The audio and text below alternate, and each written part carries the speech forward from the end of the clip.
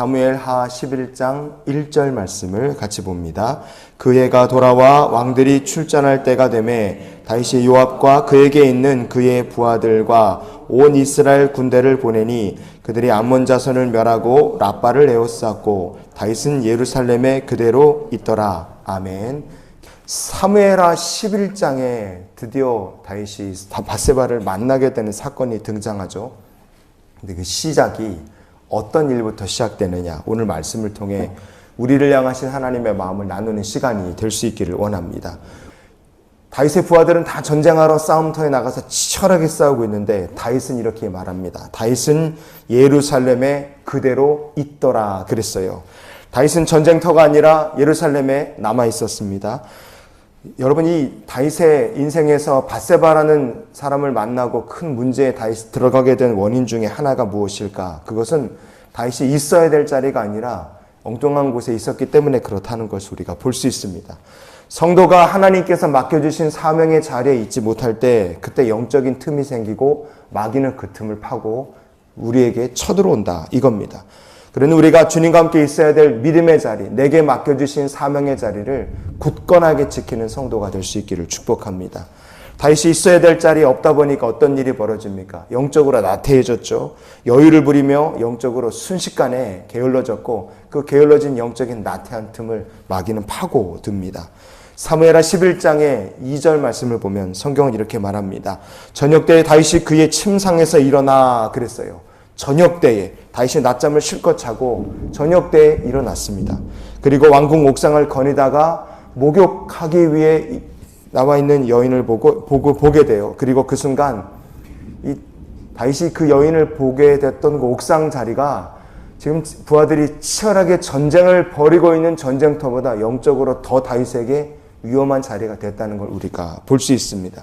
게을러진 마음에 마귀가 틈타고 들어오고 다윗은 사람을 보내 그 여인이 누군지 알아보고 그리고 다윗의 명령을 받아 갔던 사람이 와서 이런 얘기를 합니다. 사무엘하 11장 3절에 보시면 그는 엘리암의 딸이요 햇사람 우리아의 아내 밧세바가 아니니까 부하가 이렇게 얘기를 하는 거예요. 이 말은 하나님께서 다윗에게 주신 분명한 경고의 음성이었어요. 이거 건들면 안 될 사람이다. 그러나 다윗은 안타깝게도 죄에 발을 담그고 맙니다. 그리고 다윗의 마음에 비집고 들어온 죄는 점점 커지기 시작하는 거예요. 하나님 맡기신 사명의 자리에 서지 못할 때 영적으로 게을러지죠. 죄가 비집고 들어오죠. 비집고 들어온 죄가 점점 더 깊은 죄의 수렁으로 사람을 끌고 들어가는 겁니다. 다윗은 결국 우리아의 아내 밧세바와 동침을 하고 밧세바가 임신했다는 소식을 다윗에게 들려주는 거예요. 이거는요, 다윗이 명백하게 범죄했다는 하나님의 경고의 말씀이었습니다. 그런데 다윗이 회개해야 될 그 순간에 이 죄를 은폐하고 덮어버리려고 시도를 합니다. 그때부터 모든 문제가 더 꼬여 들어가기 시작하는 거예요. 밧세바가 전해온 임신 소식을 다윗은 덮어보려고 했습니다. 그래서 남편 우리아를 전쟁터에서 소환하죠. 사무엘하 11장 9절 말씀을 우리가 같이 한번 보시겠습니다. 그러나 우리아는 집으로 내려가지 아니하고 왕궁문에서 그의 주의 모든 부하들과 더불어 잔지라.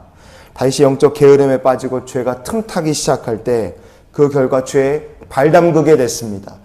다윗이 죄를 인정하고 회개했다면 문제가 차라리 더 쉬웠을 텐데 다윗은 죄를 합리화하고 죄를 은폐하고 죄를 덮기에 급급했어요. 그 결과 다윗이 어떻게 됐느냐? 다윗은 나중에 하나님 앞에 자신의 죄값을 인정할 때까지 어마어마하게 큰 대가를 치를 수밖에 없었습니다.